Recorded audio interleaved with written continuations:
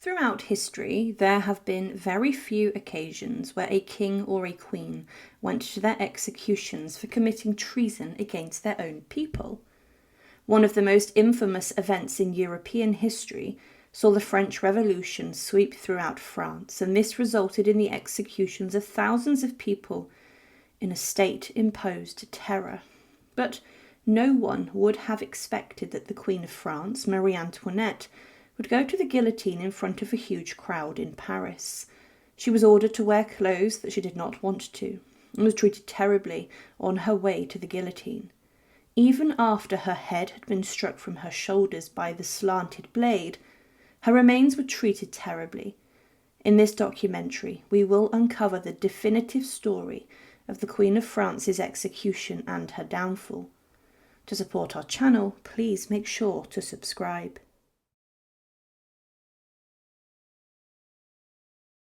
She was a symbol of the French monarchy's unpopularity and was the queen consort, but her death was incredibly bloody, being beheaded in front of a huge crowd on October 16, 1793 in Paris. The crowd was huge, and thousands of guards lined the streets to make sure that everything went smoothly, and the French people hated her greatly. But who was she? How did she become such a loathed figure inside of France? Because her life was never supposed to end the way that it did. Marie was born on the 2nd of November 1755 in Austria, and in particular Vienna.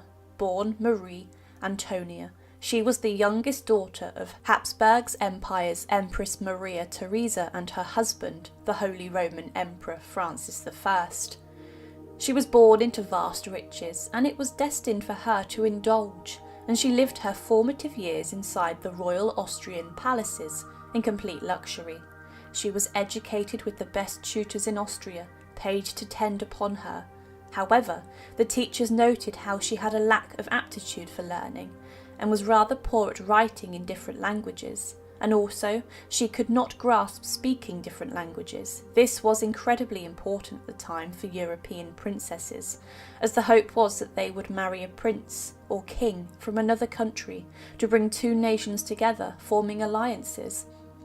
Maria was skilled as a musician, and she preferred more practical things than academic, and her teachers noted that she had a good heart and good character.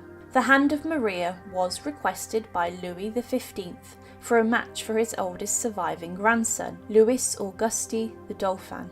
This was accepted to bring together Austria and France, and the pair became engaged and then married by proxy. At the time, Marie was around 14 years old, and she met her husband on the 14th of May 1770 at Versailles, and the public were indifferent about the marriage. Marie was liked initially, but some did not agree to an alliance between Austria and France. After Louis XV's death, the Dauphin became King Louis XVI, and Marie Antoinette became the Queen of France. Initially, she had little sway over her husband, but was given a large amount of very expensive gifts from the king. One chateau she was given was covered in diamonds and gold, and the royal couple began to spend heavily on more luxuries and unnecessary items. The people of France found this grossly offensive, as at the time the country was suffering from crippling financial issues, and the people were in great hardship, being unable to buy food and bread for their families. Because of this, large amounts of the poor were dying, but the Queen kept spending large amounts of the country's money. She spent on her hairstyles, clothes, furniture, and much more. In France, the people were rioting, and Marie began to be blamed by the people for the economic crisis. Everyone knew what she was doing, but she chose to ignore it. The royal couple did have children securing heirs to the throne, but the problems in France did not go away. There were celebrations when the children were born, in particular with the Dauphin's birth, but Marie was a key player at court. She began to promote her favourites, and it's believed that she had a number of affairs with high-ranking members of society. Leaflets about the Queen's infidelity even emerged across France, and the allegations of Marie's affairs were levelled against her, and some of these even included accusations that she had liaisons with other women. Because of this, people even questioned the legitimacy of the royal children, and Marie sought to improve her image, but she kept lurking from one disaster to another. The diamond necklace affair caused great scandal, in which part of France's most valuable jewellery was basically stolen. The tricks that emerged that were also levelled against Marie dragged her name further through the mud, accusing her of swindling the jewellery. Louis XVI, the king, also at times asked for Marie's advice on politics, as there was a problem brewing between him and the Assembly, and this was a major factor in the French Revolution. But the driving force was money and the hatred for the monarchy. Louis also took part in a number of expensive wars, and coupled with the heavily spending royal family and an unwillingness by the higher-ranking members of society to help the poor, France was heading from a slippery slope towards complete bankruptcy and depravity. This had devastating consequences for the king and the queen. During the French Revolution, there were a number of key events that led to the overthrowing of the monarchy.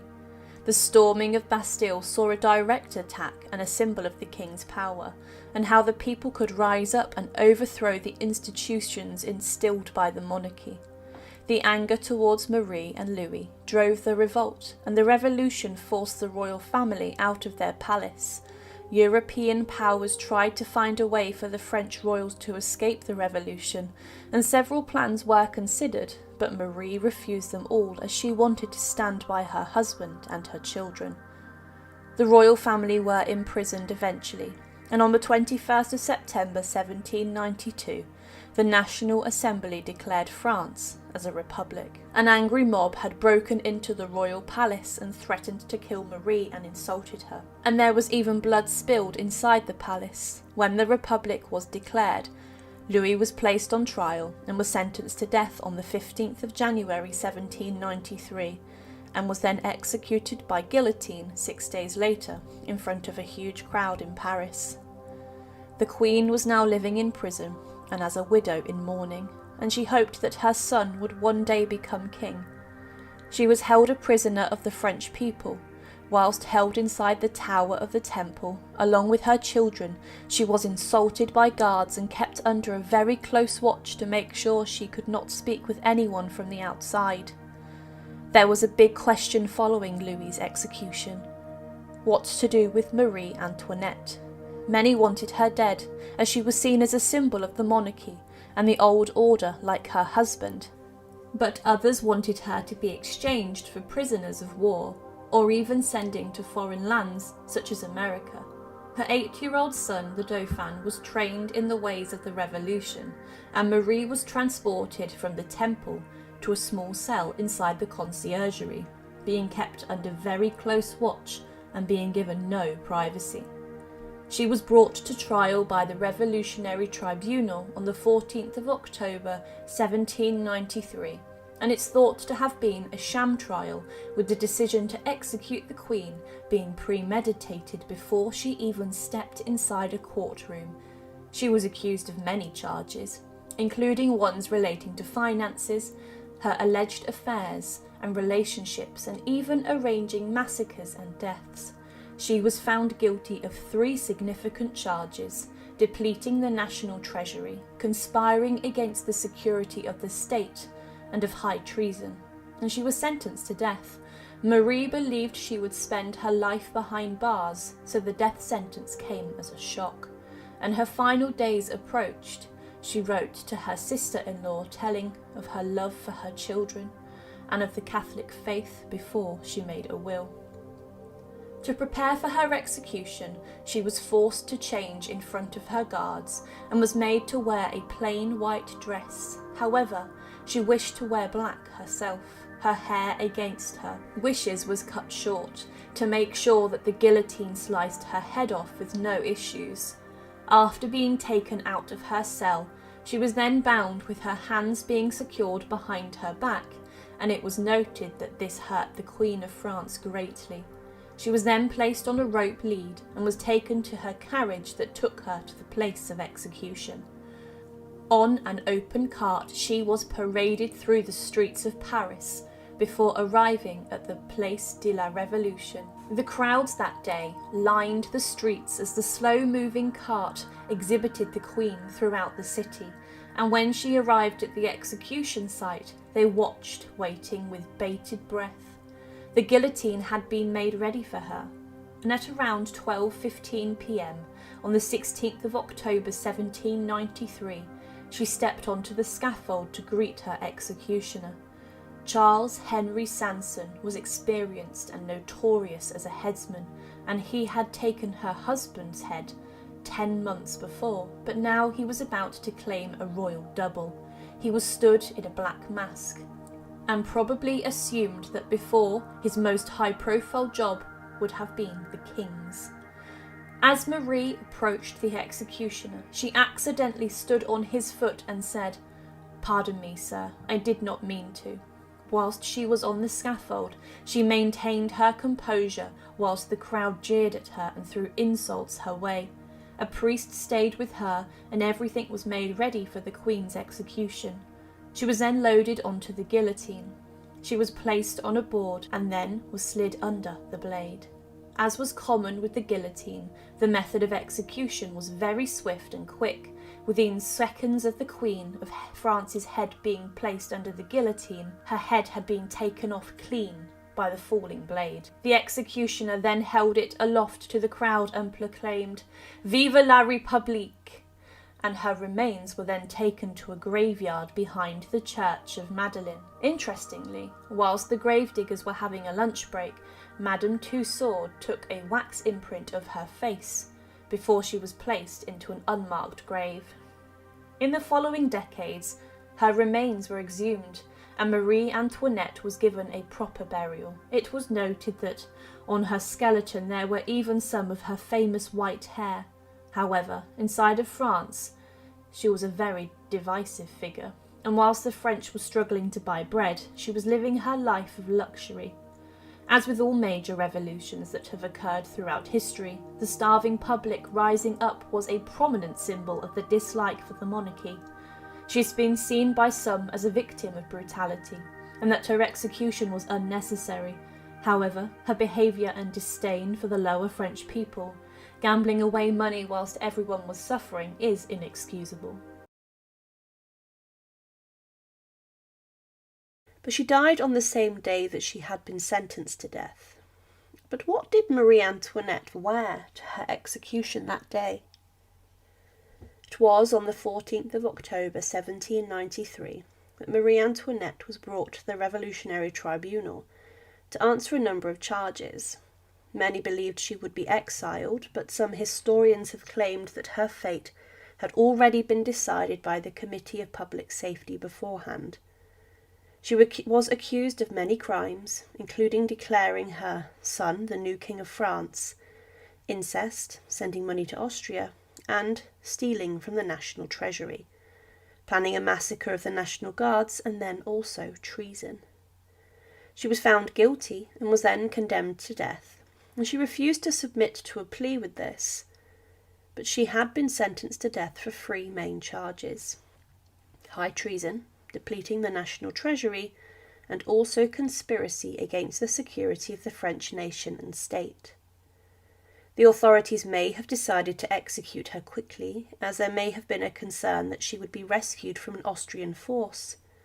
But following her trial, she was sent back to prison, and in these hours she wrote a letter to her sister-in-law, and she also in this expressed her love for her children.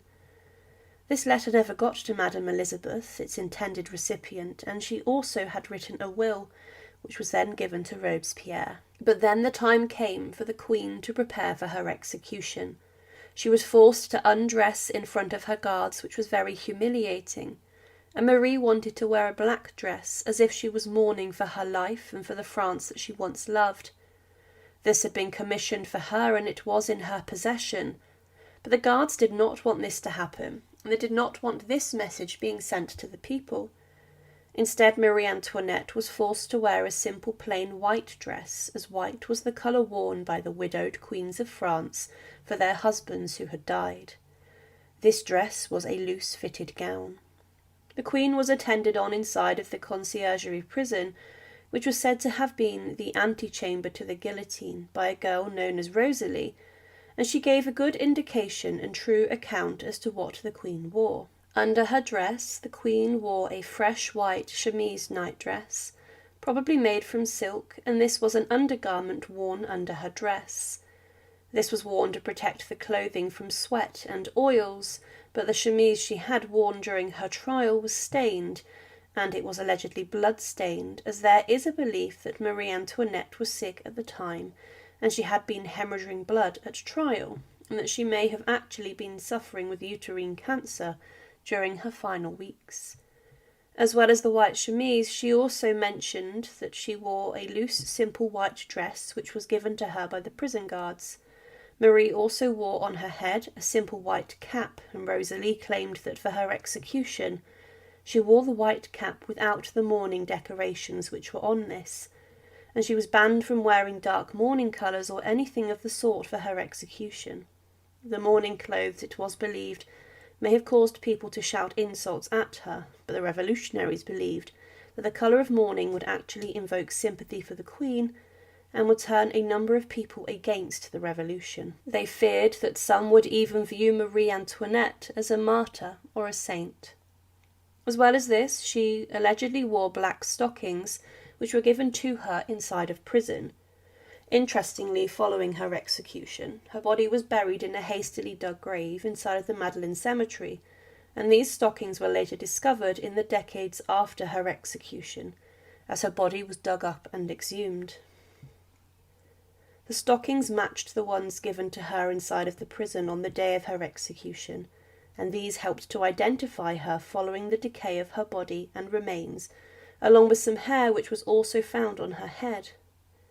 Marie on her final journey also allegedly wore prunella shoes, a rich purple pair of shoes, and these are allegedly inside of a museum in France, as following her execution they were taken and were then smuggled away to some of her allies who kept them safe. These have a small heel and are in a rather good condition, but there are also some other pairs that have emerged and claim to have been Marie's execution shoes. Finally, around her neck or shoulders, Marie was wearing a white triangular-shaped shawl. We know that Marie wore this in her prison cell, but when Rosalie, her dresser and servants left, it's not known if she wore this shawl at her execution, as something wrapped around her shoulders would have troubled the executioners, and she would probably have had to have removed this.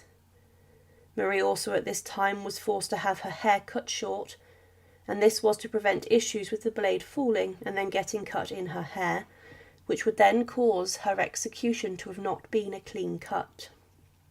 Marie, en route to the execution, was a sorry state as she processed to the guillotine inside of Paris, and she was forced to sit on a cart, and the people who witnessed the former Queen's journey shouted abuse and hatred at her. But she remained silent and fixated on what would come for her, and despite her priest's attempt to speak with her, she uttered no such words and ignored the priest. Marie Antoinette arrived at the guillotine around midday on the 16th of October 1793, and was helped up the steps of the scaffold by the executioner and the guards. Her final words were recorded as, "Pardon me, sir, I did not do it on purpose," and while she was on the scaffold, she accidentally stood on the shoe and foot of the executioner, and she apologised for this. It was certainly not the poignant words that she would have wanted to say, but she was a woman who was clearly fed up with the terrible treatment she had suffered at the hands of the revolutionaries in the years before her execution. It was on this same scaffold that her husband, the king's execution, took place, but she was then strapped to the board and was placed under the guillotine, and quickly the executioner worked, and then released the blade, and the head of the former queen came off in one slice. After this, the executioner then paraded the head of the former queen to the crowd, and one image shows him doing this on a pole as the huge crowd jeered and booed her head. After this, her body and head were collected and were placed inside of a coffin, and she was taken to the Madeleine Cemetery to be buried inside of a grave. Madame Tussauds made a quick mask of her face and head, and then she was interred in an unmarked grave. It was no secret where Marie was buried, as in the years following her execution, people often visited from foreign lands to pay their respects to her. But then, decades after her execution, during the brief Bourbon restorations, decisions were made to exhume her and to then inter her remains inside of the royal mausoleum at the Basilica of St. Denis. She was discovered roughly where many documented her grave as being, and Marie's remains were in a better state than her husband's, as some of the quicklime, which was intended to decay her remains, had solidified on top of the coffin and had not actually affected her body. On her remains were found the very stockings she had gone to her execution wearing, and these then helped identify her body, as it was documented she'd been given these, and also these were known as being the stockings given to those who lost their heads on the guillotine. The clothes that Marie Antoinette wore for her execution were aimed to not invoke sympathy for her amongst the French population who saw her execution. The prison guards and authorities did not also allow her to wear black, as they did not want her to be in mourning, so she was forced to wear white. Her fate is one which is very tragic, and many consider today that she did not need to be executed and that she should have instead just been exiled or sent away. At this point in time she had no power and was a little threat, but Robespierre and the other French officials and revolutionaries wanted her dead and executed. They got their wish, and in front of thousands she lost her head on the same blade that her husband did.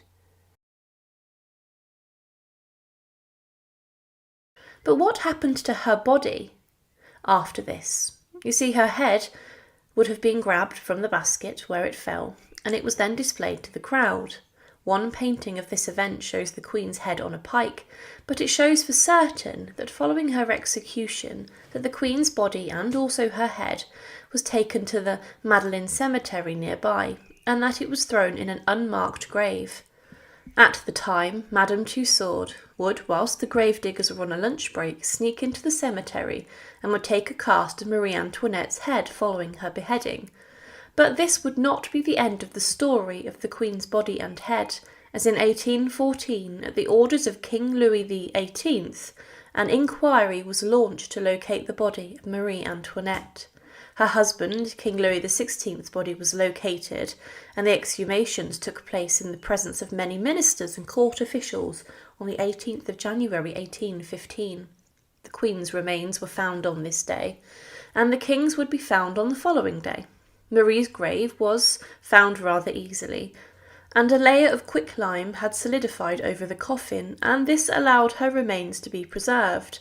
Many of her bones were found, including her skull, which was said to have been intact. Workers also found a woman's stocking, similar to one that the Queen was given in her imprisonment, and many people were moved by the location of Marie Antoinette's remains. Some prayed by the gravesite, and one official even fainted. The workers placed the bones and personal items inside a couple of chests, and they were then moved to a chapel where they were surrounded by lit candles. It's never been established completely that these were the correct bodies that were found, and some historians are sceptical, as they believed that the cemetery was very full. But the preservation of Marie's remains would have happened if the quicklime did solidify. The location of Marie's body is believed could have been marked with a cross on the wall near to it, and it was clear that the coffin she had been placed in was still intact. The hair also belonged to a woman that was found along with the clothes as mentioned, which were similar to what Marie was executed in. Following this, they were then prepared to be buried in the royal vault in the Basilica of St. Denis. The interring of these royal remains took place on the 21st of January, and one eyewitness described the procession and the proceedings. He said, "A detachment of artillery joined the procession at the barrier St. Denis and followed it, firing minute guns. A regiment of the King's chasseurs lined the road from Paris to St. Denis.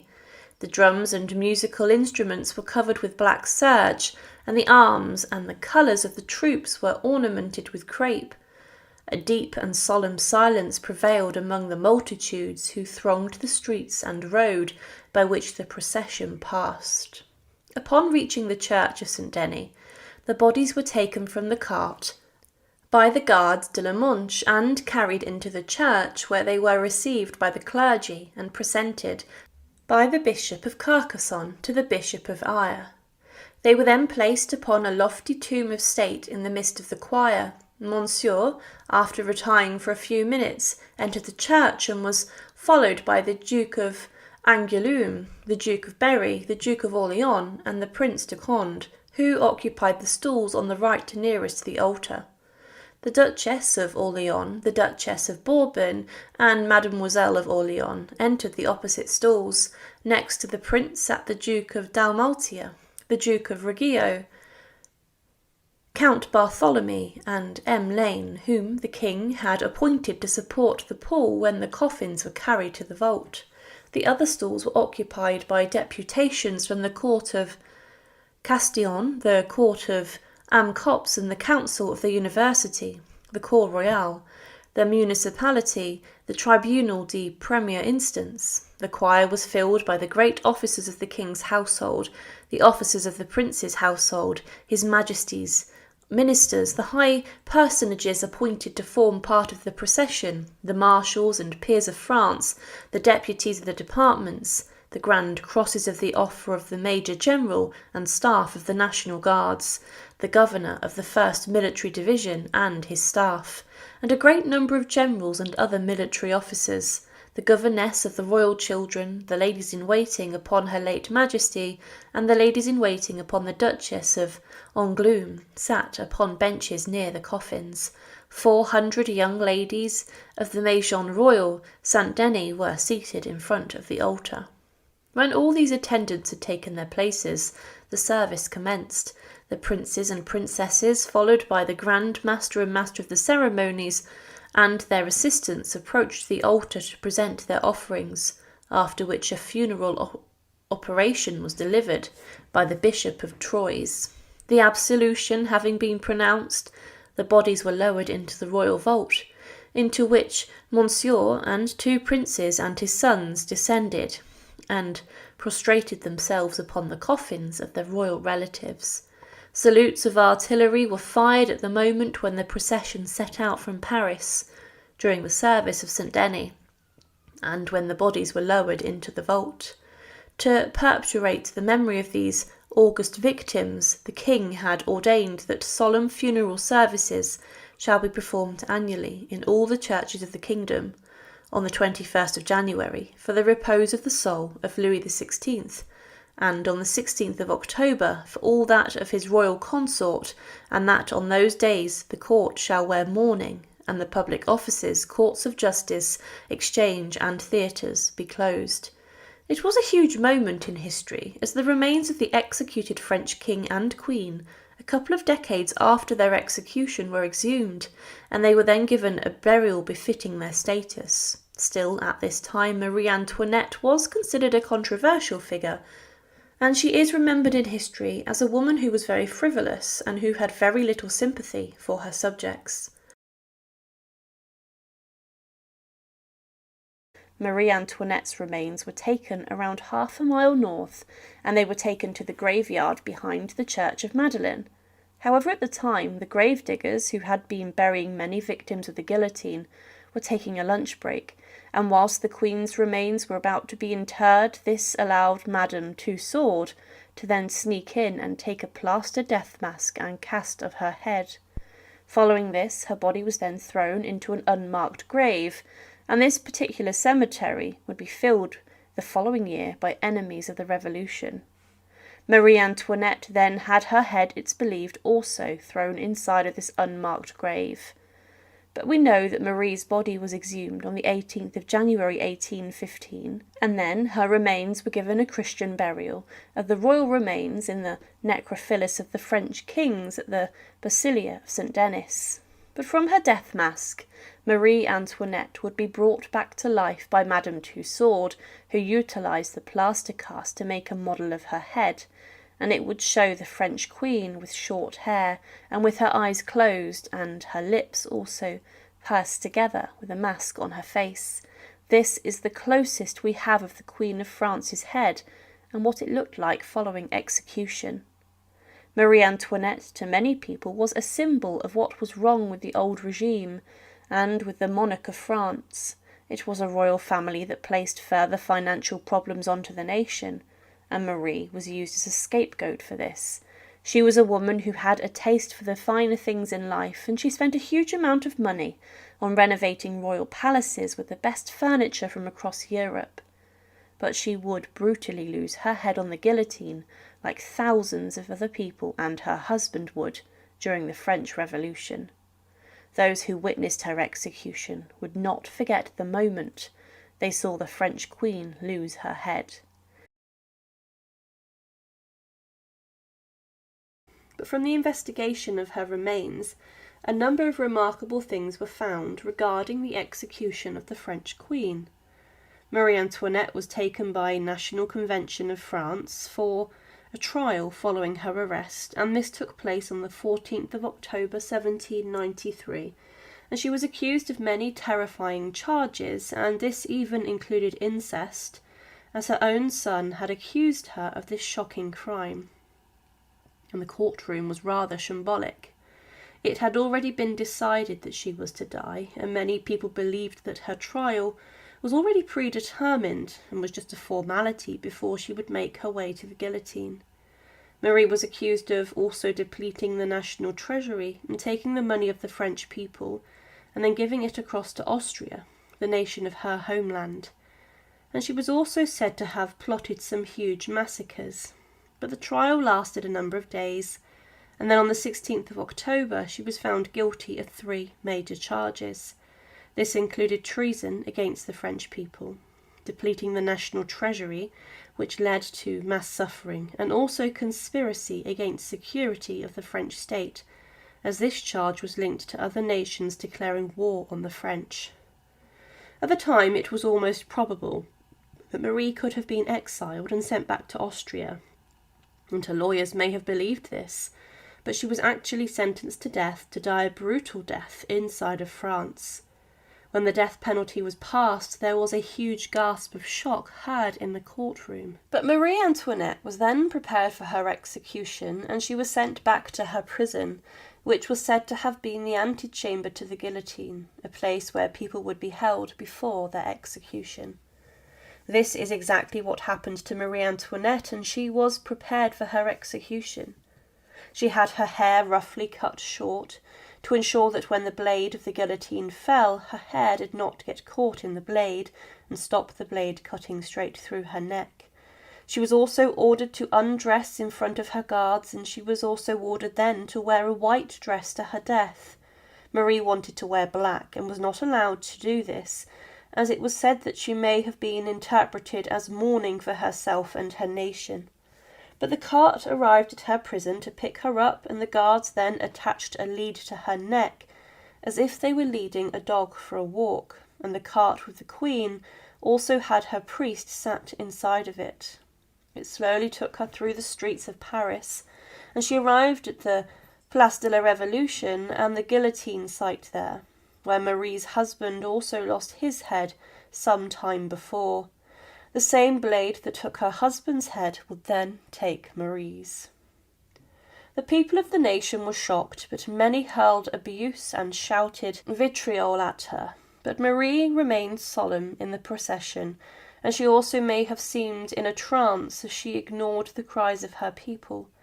But Marie's priest just sat there quietly also, and he stayed quiet, and he noted that the Queen did not utter a word. She was contemplating her death and demise, and she then arrived at the foot of the scaffold at 12:15 p.m. on the 16th of October 1793. She was helped out of her cart, and she was led up the stairs of the scaffold, and she then looked at the guillotine which would take her life. The final words of the French Queen were, "Pardon me, sir, I did not do it on purpose," as her foot stood on the executioner's. However, the executioner then placed the wooden board in front of the former Queen, and she was then strapped to it before she was lowered onto the guillotine structure, and she was then slid into place under the blade. A few final checks were performed, and then he released the blade, and this fell onto Marie Antoinette's neck. And in one swift blow and fall of the blade, Marie's head was taken clear off. The executioner then picked up the former queen's head, and he displayed it to the crowd, and may have placed her head on a pike, and then displayed this to the crowd in this manner, as one image shows, but the queen's body and her head were then collected, and they were placed inside of a coffin which had been gathered on the guillotine. Her head was then kept with the body of the queen, and then Marie was taken to the Madeleine cemetery, close to the guillotine where she was to be buried. The National Convention had ordered that she should be buried in an unmarked grave, with nothing inside to show who she was, and there was to be no grave marker for the queen.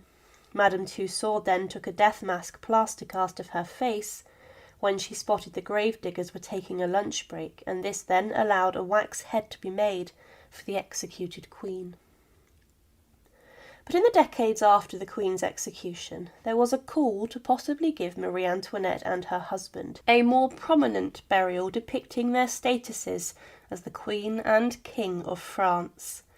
There were maps that documented where Marie was buried, and it was not a secret, and tours were given by locals to tourists of the burial site. Because of this, in 1814, King Louis XVIII then ordered an investigation as to where the remains of the Queen were, and he ordered that if located they should be dug up and then placed inside of the royal mausoleum within the Basilica of St. Denis.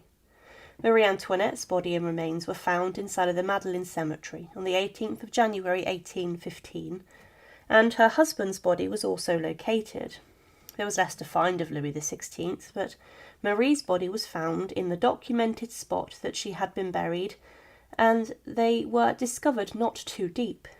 The exhumation committee discovered that a layer of quicklime had been thrown onto her coffin, but this had solidified, meaning that the Queen's remains were not as decayed as they could have been. This also allowed the inspection of her remains. It was clear that the Queen had lost her head on the guillotine, as her head had been taken off by a sharp blade, and this then also confirmed that her head had been placed between her feet.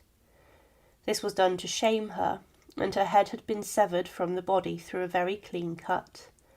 Also found on the skull of the Queen was some of the Queen's hair that had been preserved on her head, but one of the most remarkable discoveries of the exhumation of Marie Antoinette was that the stockings that she had worn on the day of her execution were still on her body, and these were used to identify her because of the fact they had been given to her in prison, and these were the ones given to those prisoners.